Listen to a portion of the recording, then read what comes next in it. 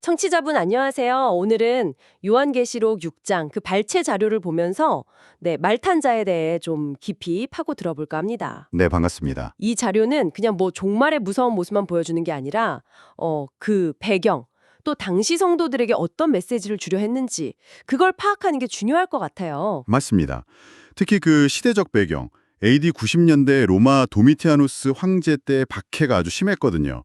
그걸 이해하는 게 중요해요. 요한계시록 자체가 사실은 핍박받는 성도들한테 보내는 편지잖아요. 아, 위로와 희망을 주는. 그렇죠. 당장의 고통 너머에 있는 하나님의 어떤 큰 그림, 그 승리를 보여주면서요. 그래서 6장은 계시록 전체 구조에서 보면 장차 될 일 부분에 해당하고요. 오직 어린 양, 그러니까 예수님만이 그 봉인된 두루마리를 뗄 자격이 있다. 여기서부터 시작하는 거죠. 네.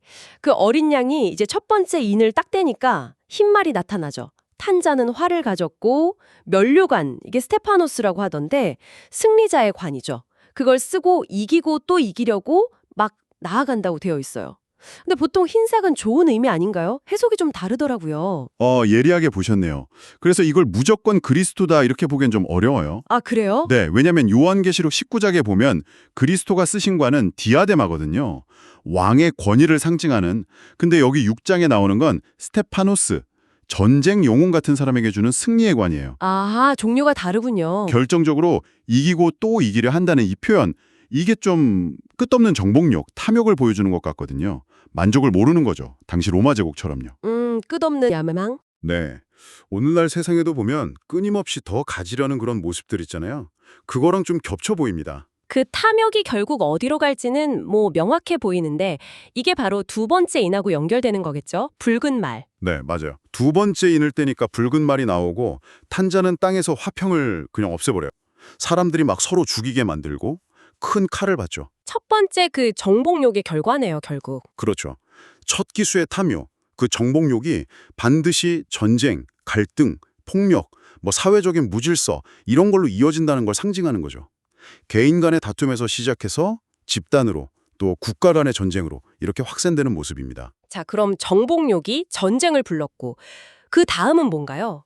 세 번째 인을 떼니까 검은 말, 그리고 손에 저울을 든 자가 나오는데 이때 들리는 소리가 좀 무섭더라고요. 아, 그렇죠. 그 목소리. 한 데나리온에 밀 한 대, 또 한 데나리온이면 보리석 되다.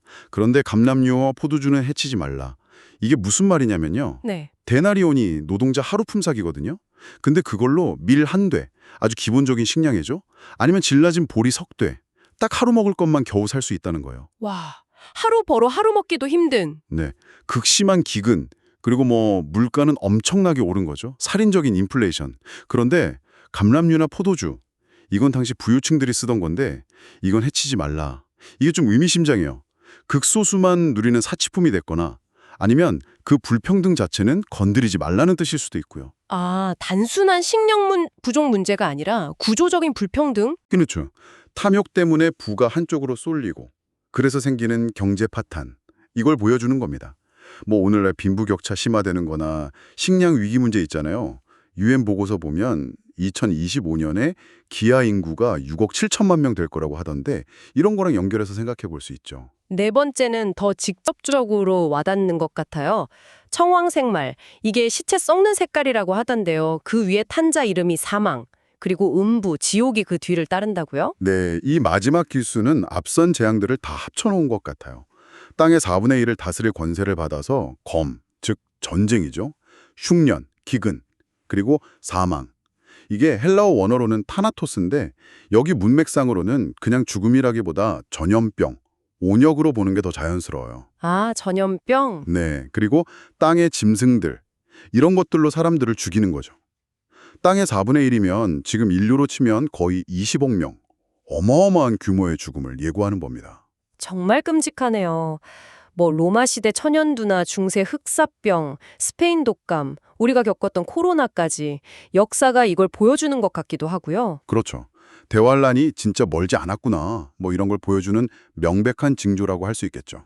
그러면 이 모든 끔찍한 재앙들, 이게 다 하나님이 직접 내리시는 벌인가요? 자료에서는 이 부분을 좀 다르게 설명하는 것 같던데요. 아, 네. 그게 바로 이 발췌 자료에서 우리가 좀 주목해야 할 부분인데요. 이게 하나님이 막 분노하셔서 직접 재앙을 일으키신다 이런 심판이라기보다는요. 네. 인간의 끈끈한 굴욕, 죄악, 또 하나님을 떠나서 사는 그 삶의 방식이 스스로 불러오는 결과, 피할 수 없는 결과에 가깝다는 거죠. 어린 양이 인을 떼는 건 벌을 주는 행위라기보다 이미 죄 때문에 파멸로 가고 있는 이 세상의 진짜 모습, 그 실상을 그냥 드러내 보여주시는 과정이다. 이렇게 이해할 수 있습니다. 아, 이미 정해진 결과를 보여주시는 거군요. 네, 뭐 둑이 무너지기 직전 상태를 그냥 보여주는 것처럼요. 결국 인간의 탐욕이 정복욕을 낳고 그게 전쟁과 갈등으로 또 경제 파탄과 기근으로 그리고 마침내는 대규모 죽음과 파멸로 이어지는 이게 내 말탄자가 보여주는 패턴이군요. 맞습니다. 그런데 요한계시록은 여기서 끝나지 않죠. 이런 암울한 현실만 보여주는 게 아니라 본래 목적은 따로 있었어요. 본래 목적이요? 네, 당시 로마가 내세우던 팍스 로마나 로마의 평화라고 하잖아요.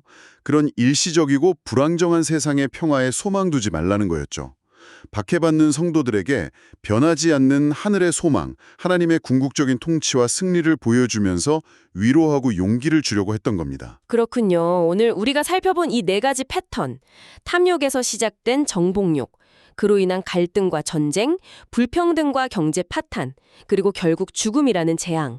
청취자분들께서도 지금 우리가 사는 세상에서 이 패턴들이 혹시 어떻게 나타나고 있는지 한번 돌아보시면 어떨까 싶습니다. 네, 좋은 질문입니다. 그리고 이런 현실 속에서 요한계시록이 말하는 그 하늘의 소망을 품고 산다는 건 과연 어떤 의미일지 한번 깊이 생각해 볼 시간을 가져보시면 좋겠습니다.